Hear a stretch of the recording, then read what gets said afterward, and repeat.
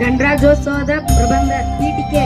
ಗಣರಾಜ್ಯೋತ್ಸವ ಭಾರತದ ಅತ್ಯಂತ ಪ್ರಮುಖ ರಾಷ್ಟ್ರೀಯ ಹಬ್ಬಗಳಲ್ಲಿ ಒಂದಾಗಿದೆ. ಪ್ರತಿ ವರ್ಷ ಜನವರಿ 26ರಂದು ಭಾರತವು ಸಂವಿಧಾನವನ್ನು ಅಳವಡಿಸಿಕೊಂಡು